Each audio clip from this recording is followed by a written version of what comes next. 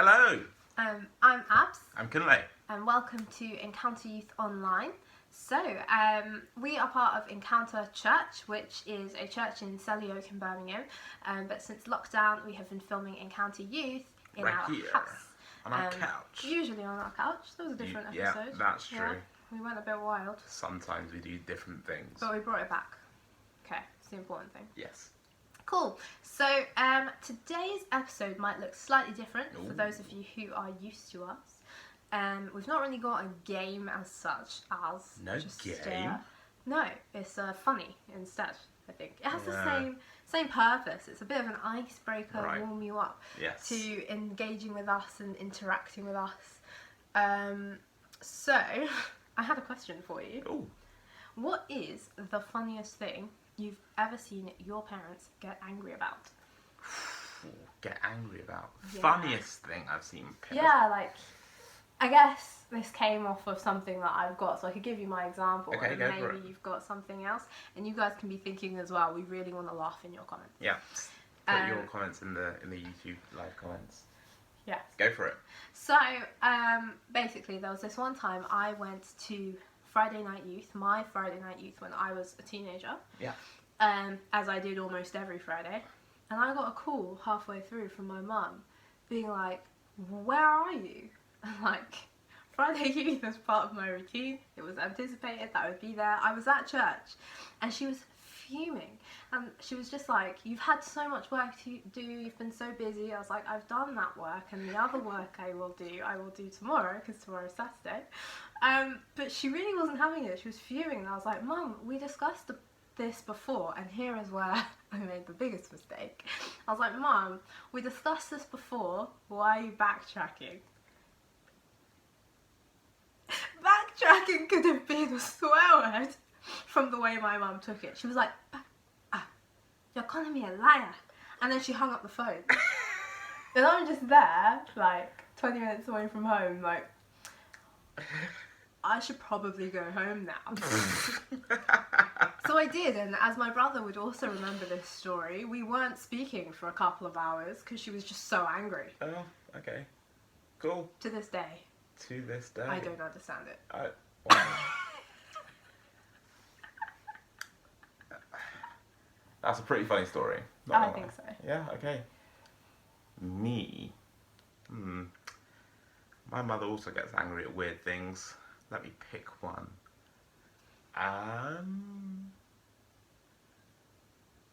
Oh yeah, yes. I remember being with my mum in a butcher's and her getting really, really angry at the butcher's for something to do with the meat or whatever she was buying. Like, maybe they cut it wrong or something. I had no clue why. What did she do? And she was just angry and like, "This is outrageous. This is not right. What are you doing?" type thing. At a butcher's. Yeah. I don't understand that. No. That's pretty. How many weird. things can you do wrong with I pieces of don't know. I don't know. I don't know. Maybe that's my personal inexperience, but interesting. Yes. Well, I didn't get this idea completely on my own. I saw this thread. Oh, okay. And it was basically funny things that people's dads specifically have been angered by. So it's interesting that we both mentioned our mums. Yeah, that's weird. So it came from this guy asking this question in his group chat, and then just finding it so funny, he sent it to Twitter, and he got a lot of really funny replies. So one that I found really funny is, "My mum told my dad she didn't like the camo print he painted on the garden table, and he took an axe to it." As in he decided to Chop it. up The table the that table. he had been lovingly painting. in camo. Yeah, in camo. That's weird. Yeah, it's not my personal style, but everyone's different, to each their Yeah. own. Yeah, so that's some rage. Right. Oh, how about this one? You read this one. So my dad went mental at me when I was a kid for putting too much ketchup on my plate and made me pay him £1 to replace it. It's not the cost of a bottle of ketchup. I don't understand that. Wow. I mean, when you're a kid, kids love ketchup. They Yeah. put loads of ketchup on Some their of plates you have all put the an time. obscene amount of ketchup on things. I've witnessed that. That's strange. What is that? Yeah, my dad got really annoyed that I under toasted my toast. What a ridiculous waste of bread and mechanism. And mechanism. Yes. How can you waste the toast mechanism? It's wasteful. How can you turn it on without toasting the bread? Oh, I suppose the springs have a life, maybe 10,000 spring uses. You've wasted one spring use or something. Something. I don't know. I don't know. But No it's idea. bizarre, yeah? We can get angry. Yes, at we can. Really interesting things. Really interesting, strange, and funny things. Funny things. Yeah. Or things that other people won't understand Yeah. as well. Yeah. I have to read one more. I know there was one more that I just found hilarious. Oh yes. I once hoovered my dad's foot with a very strong vacuum nozzle. And it's the only time I've ever seen him angry in my life. Surely it wasn't the hoovering. I was That like, makes what? no You didn't see my feet? I don't understand. I don't get it. Yeah. Why? So, How do you miss? in the comments, feet? maybe put some of your theories about why that might make someone so angry, or perhaps some other suggestions or, you know, stories you've got of angered parents. They're really funny. Yeah, they are. I mean, they as are. I get older, I am more like children are annoying. But when I look back, you know, like, some of the things they do are unreasonable. Yeah, I guess that's true. Okay, Right. should we get into the main, Yes. the actual topic for today? You can probably guess what the actual theme of the topic is, maybe? But Who knows? today we are talking about anger, or specifically, loving anger. Loving anger, as in like we love anger. How do we love anger so No, much? not loving anger. Oh. Anger in the context of love. Ooh. Loving anger. Ah. Yes. Just made sure. So just to recap, our last 2 episodes have been about love. Right. So we started by talking about, in episode 6, by talking about how God's love is wide, long, high and deep. Yes. How just infinite God's love is, and we explored that. Then in episode 7, we spoke about the greatest love story ever told, which is essentially God coming down to earth as a man and dying for our sins. Yeah. Romans chapter 5 verse 8 says, "But God demonstrates his own love for us in this: while we were still sinners, Christ died for us." So even without knowing whether we were going to accept this wonderful sacrifice, he just, came and did it. Yeah, he did it. And Did it I already. think that's amazing, because he Right. knows he will be rejected by many and accepted by many, and I'm so grateful for that. So Yeah. that's the greatest love story ever told. And as part of that, we recapped actually, just how cool and different God's love is to some of the love that we describe as love Yeah. in our own human ways. So we've spoken about how God's love is unconditional. We've Yes. spoken about how God's love is just infinite and powerful, and particularly in 1 Corinthians 13, There's a 4 list. to 8, there's this long list of all these perfect things about perfect love, which really shines a light on how much better we could all get at love. But the important thing to remember as part of that as well is that it actually takes power from God, both to receive his perfect love and to love and respond to it properly. Yes. So to know it, to share it, to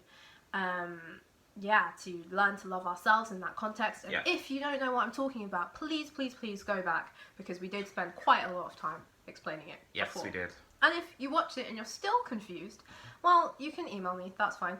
aadike@encounterchurch.uk, that is my email address. Sure. Or you can message us on Instagram or on YouTube. All the details for that will be at the end of the video, so you have to watch to the end. Haha. Okay, so into today's then.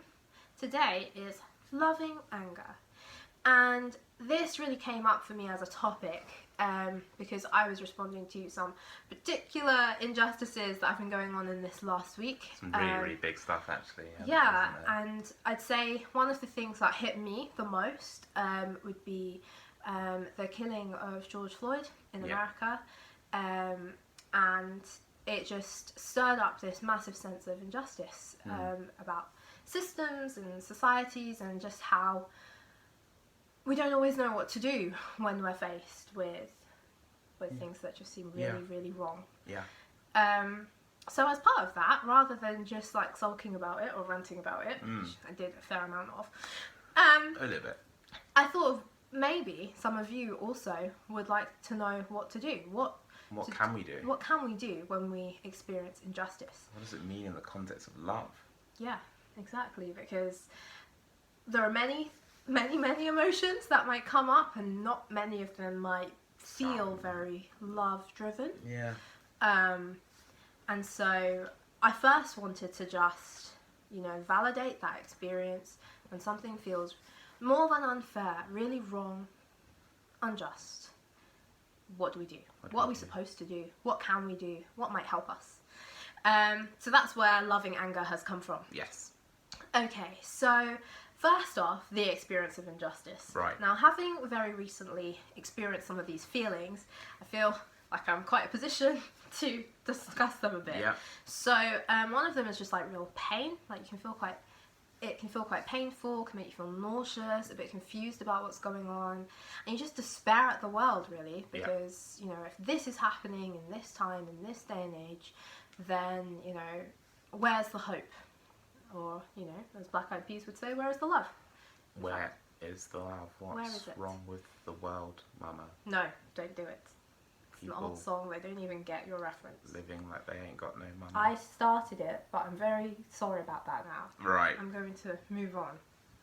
So, what do we feel when we experience injustice? I spoke about some of the physical elements of that, but essentially we know that in response to an injustice, you can get quite angry, or you can actually get quite like helpless and hopeless and just kind of grieve life. Feels like grief, doesn't it? Yeah, like just a heaviness. And sometimes those can cycle around, so you can be like really angry, and then you read a load of things on social media and you're just like, oh man, people really think that? They really believe that? And you just start getting quite like, upset and low, and you can wonder like what you're going to do from this point. Yeah.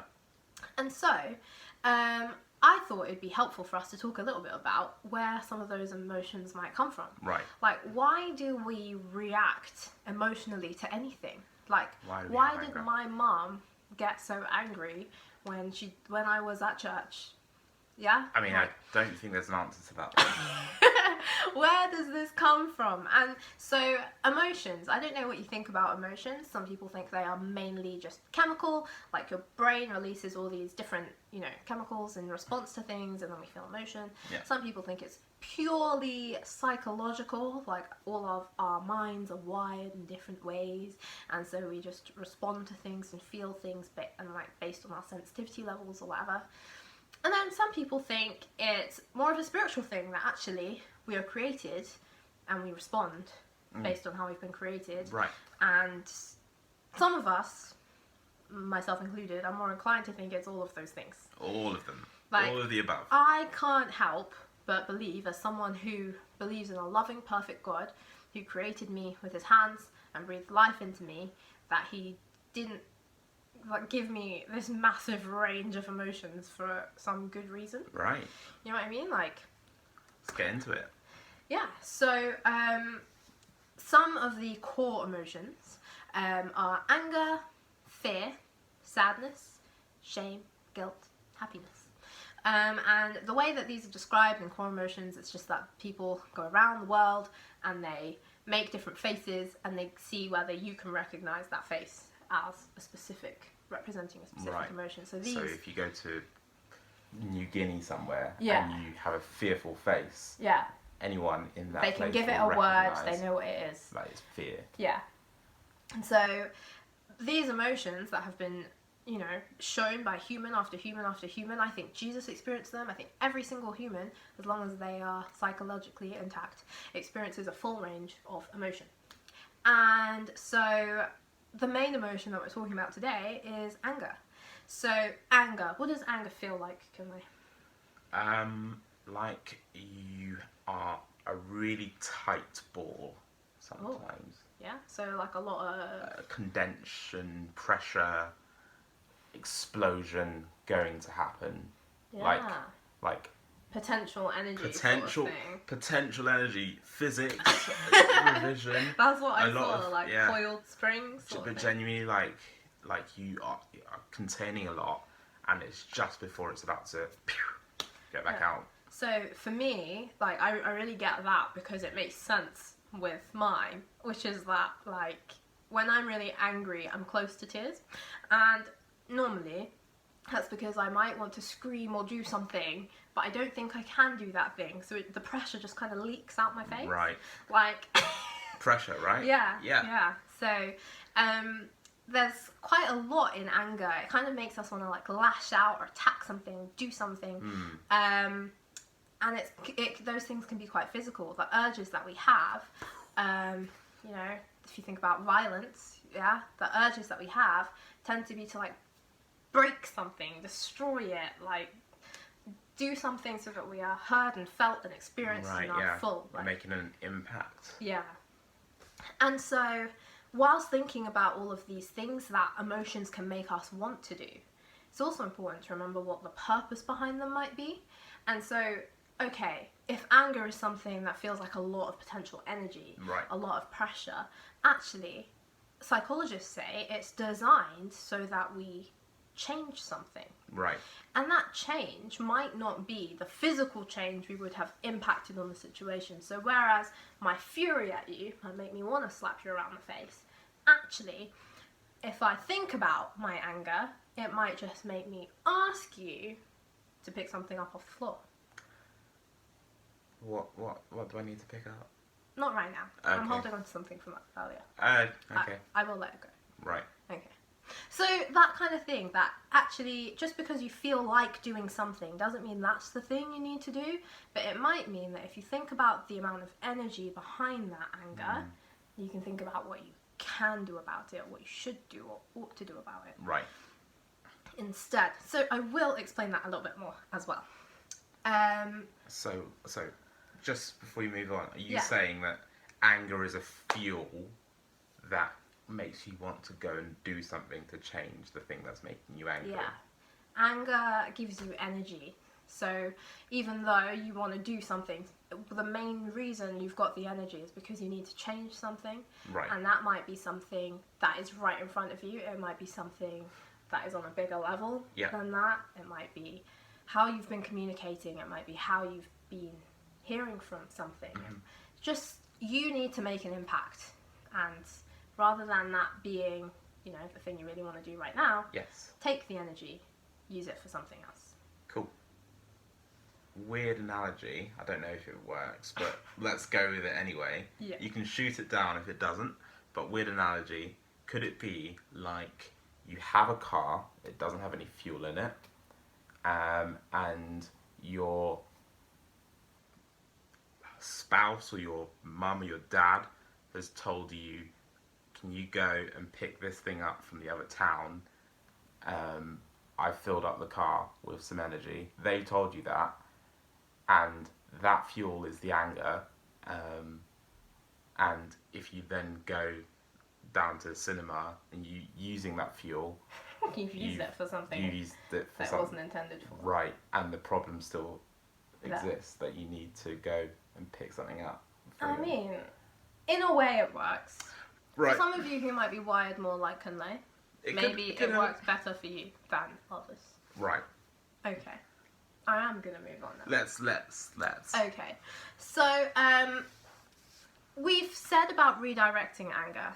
Now, sometimes you may be thinking, based on the level of anger that I am feeling or I've experienced recently, I don't think I can redirect that anger. I don't want to take a deep breath. I want to cause wreckage. And so some of that anger Like I would describe it as kind of like how, you know, a toddler knows that actually there's not much in the world they can do anything about. They're quite small. And so in order to communicate their anger, they just throw a load of things around, make a load of noise, scream. It's not necessarily going to change anything, but their parents will notice if they do that. Yeah. Yeah. So it might be that that same release is something that you have, you just want to do something. You don't want it to wreck your chances of achieving anything else or destroy your plans in life or anything. One suggestion I could make, balls of socks, right? Stuffed bears, yeah? And blank pieces of wall or the stairs or things that aren't going to get broken or destroyed by what you're doing. Just take your balled up socks and pelt them with as much energy as you can. Anger is physical. And sometimes if you need some time to just release some energy, do that. Go for a run, do some press ups, like, you know, do something. And whilst you're doing that, maybe think about what you actually want to change, and you might find yourself getting somewhere from that. That's the psychologist in me speaking. Cool. Okay. And a really important quote that I'm just going to push in here now is from Martin Luther King, and he said there's no peace without justice. And what I really think we need to get from this is that I'm not, like, loads of people right now are very angry about the situation I mentioned earlier, but many others in the world, actually, and will often then cause a ruckus. But, like, what Martin Luther King acknowledged when that was happening, even back in his time, is that we can't expect people to just go around and be peaceful all the time when there's no justice. Like, because they don't have peace within themselves. And so, actually, yeah, throw some balls of socks around, but you're not going to get actual peace without seeking some justice. And so, we want to talk about how to do that. How do we allow this loving anger to manifest itself in justice? Right. How do we get from angry to justice? Yeah? Yeah. Cool. And specifically justice, right? Specifically justice. Because there's a purpose for anger. I think the reason that God allows us to experience anger is because God experiences anger. There are so many things that we do that God is fuming about. And he reconciled that. He came down in the form of Jesus Christ and died for our sins, so that rather than just being angry at us all the time, actually we could be forgiven for those things. He brought us closer to him by doing that. And so there are things that we can do as well to reconcile that anger. Right. The purpose is so that we make changes, so that we can be his hands and feet on this earth, so that we can actually bring justice. Right. Because God is a God of justice. Yes. So knowing that there's purpose with our anger, I'd say do something about it. Work out what you can do about the thing that you're angry about. And there are so many types of things, levels of things that you might want to do. And I'd say partially it depends how angry you are. Because I think sometimes God lets me get really angry about something so that I can really feel his heart on that matter and do something about it. Yeah. Like, I'm really angry that so many people have really low levels of mental health care. And so I trained up and I became a psychotherapist, and I tried to support people in their mental health care because it's just so irritating to me that people are just left there to suffer with that. And that's a really big thing that you've done. I am also angry about that, but I'm not as angry, so I didn't do that. Yeah, exactly. But you'll champion me when I do. Yes. And so that might be similar. There might be something that you know, there are so many injustices in the world, and you are willing to do something about some and not others. And I'd say that's okay. What we must make sure, though, is that we also partner with God in bringing his kingdom. So there might be some things that make us really angry, actually, that God probably wouldn't care about very much. And it's worth bearing that in mind. Yeah, it is. Because we can hand that over to God and ask him, okay, what, if anything, do I do about this? And then I need to probably focus my attention my attention on the things that you care about as well. Yeah. So that can be a very interesting discussion to have with God too. I mean, just a random example, I can be really, really angry that EA just do all sorts of weird stuff with the FIFA game every year. But honestly, like, what can I do about that? I can do very little. And does God care about it? Maybe he does. But I don't really think there's much to Yeah? do there. Yeah. Maybe I'll take my energy elsewhere. Yeah. And so the last thing there on that point is to speak up and speak out in love. So there's something that you are, stirred about. You want to do something, you want to partner with God to do it. Speak up and speak out in love. To me, maybe I'm speaking more to myself than anyone else, I don't know. But I can have these things burning on my heart and be trying to do something with God. But until I say something to someone who I don't think cares about it as much, who hasn't necessarily noticed what a big issue it is, and I explain in love why this is breaking God's heart so much, I don't actually think I'm really partnering with him in doing it. Like, and I'll give you an example of the mental health thing. Yeah. As a kid, I was interested in mental health. I was just curious about it. Actually, when it became a burden from God about things that, and I started noticing things that I thought were really unfair that people were having to deal with, then I started speaking to, pastors. I spoke to Annie Scott about it. I spoke to people who might then, can hold me accountable, people who started to realize actually in their own ministries that there's something they could and should be doing to support people and stuff. And actually then your influence is more than your own. God leads you to people and he helps you to change their hearts on things as well, and it's amazing what that can do. So don't limit it to you. I don't think that's fair on you or God or the other people who would get so much from partnering with God on that. Yeah, and speaking out in love really is important, because the love element has to be there. Yeah. If you speak the truth without love, it can have the opposite effect. Exactly. And it can make people really, really angry, furious and angry with you, with the situation, and in a way that they can't direct anything, that they can't do something about it. They can't partner with God. And it gets people defensive as well. Yeah. If you're really angry about something and you're not expressing that in love, people don't want to hear it and feel attacked. So we have to be really careful about how we do these things as well. Yeah.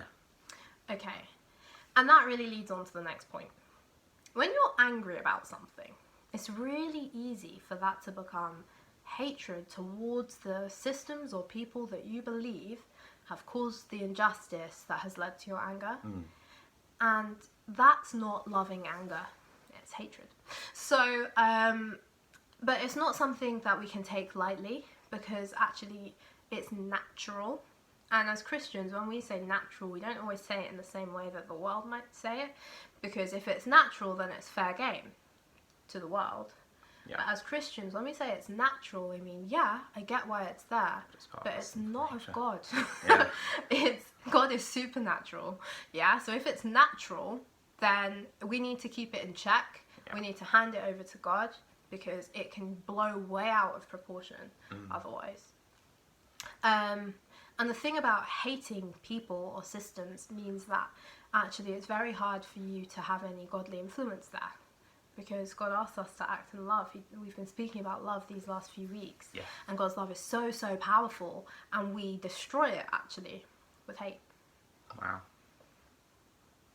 So remember God's love. Remember the power of God's love. From last week we spoke about how God's love actually transforms us, that from a place of knowing who God is and knowing his perfect love, we become different people. We become stronger and more resilient people, actually, and we become more loving people, because his love inspires love, and actually love commands love. So sometimes our love for people breaks their hatred of some of the things that they thought we'd stood for, because love commands love, and people, when they receive perfect love, they love back. Yeah. And it's really, really powerful. So we can't forget that. Sometimes when we feel really helpless, when we feel like, things are just so much bigger than us, that love of God is no small thing. No. And so we need to remember its power and call upon it. So that's why I say we need to take all this to God. And sometimes it takes me a while to do that, I will admit. I can scroll through social media and yell, okay, very mild expletives in my case, but, you know, get really, really frustrated. Angry. And it can take me a while to be like, actually, no, God really loves that person. When I remember how much God loves the person that I'm angry at, when I remember that God's sacrifice, that greatest love story, includes that person I'm really angry at. Includes people worse than him. Yeah. Or her. Or includes everyone. Then actually it has to come down a notch. Sometimes I first get angry at God. I'm like, well, you know, you made them. Like, you know. But then after a while, I remember that, you know, God made me and I'm not perfect. God had to die because of me as well. I remember that as I take things to God, what I'm really angry at is the injustice in that situation. And that's exactly what he's angry about too. I'm angry about the sin that makes other people hate people so much that they would hurt them. I'm angry about the way that people don't necessarily see with God's eyes, that they don't see another human being created in the image of God, and so they're comfortable with mistreating them. And so my anger isn't actually at that person, it's at the injustice. And God can partner with me on that. I can say things to God like, I don't even understand why they would want that, Lord. Can you change their heart? I don't understand why people see things like that. Can you open their eyes to how good you are and how much love there is to be had in this world, rather than all, you know, than everything else. And God meets me there because I'm where he is. Does that make sense? And that's not some pie in the sky idea. That's a biblical principle, right? Yeah. There are examples in the Bible of people praying things like that I don't understand. God, could you change their mind? God, could you work on their heart? God, can you intervene? And he really does. He, you know, like, all right, famous example, even though he did quickly change his mind, you know, Pharaoh did let the people of, you know, let God's people go. And then he went and chased them. But he did. He did. And then even, you know, more recently in the Bible, not now. Still more recently. More recently than that, a few thousand years later. We read about Paul, right? So Paul was this man called Saul, actually.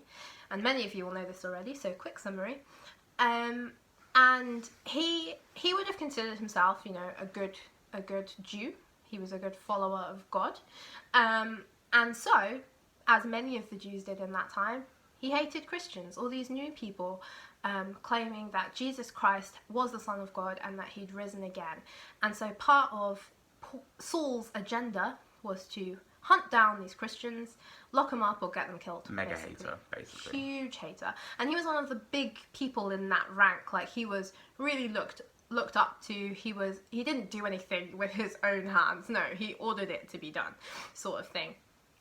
And so later, we know that Jesus, like the risen Jesus, came down to Paul and like blinded him and said, "Why are you persecuting me?" Because he really saw the persecution of people who believed in him as persecution of him. So he said, you know, "Why are you persecuting me?" And I can't imagine for Saul, who thought he was serving God, you know, looking Jesus in the face and being like, "Oh yeah, quite wrong," what that was like. So anyway, he then becomes a Christian a few days later and starts preaching the gospel and writes most of the New Testament. However, in Acts 22, he explains that he went back to Jerusalem, and while he was praying in the temple, he had a vision in which he saw the Lord, and the Lord said to him, "Hurry and leave Jerusalem quickly, because the people here will not accept your witness about me." And so Paul says, "Lord, I answered that they know very well that I went to synagogues and I arrested and beat those who believe in you. And when your witness Stephen was put to death, I myself was there, approving of his murder and taking care of the cloaks of his murderers." So this is no new thing, okay? When people are attacked, and when there are people there who are fully behind it. And it was no new thing for, one of the greatest saints in the Bible. He was there when the first martyr of Christianity, Stephen, was stoned. Yeah. And he approved of it. And we accept him because he's forgiven. And so we have to remember that sometimes our story of justice isn't God's story. And so whilst God in his infinite wisdom can move our hearts and shake us about and convict us and tell us that that's wrong, we need to do something about it. We can't just go and do something about it. We have to take our frustration and ask God for his instruction. God, what do you want me to do about this? Don't let it go. Don't forget about it. But loving anger. We can't bring love into these situations without God. We are not capable of it. So, yeah, the next slide was a reminder to do all this in love. And we remember 1 Corinthians 13:4-8, and it talks about how love is patient, love is kind, it does not envy, it does not boast, it is not proud. It does not dishonor others. So even where you might be really angry at a person, remember how you speak about them, how you think about them. Because love does not dishonor others. We can be furious with something that they've done, but that's what we're really angry about. And God's really angry about that as well. But we have to be really careful about how we think about other people.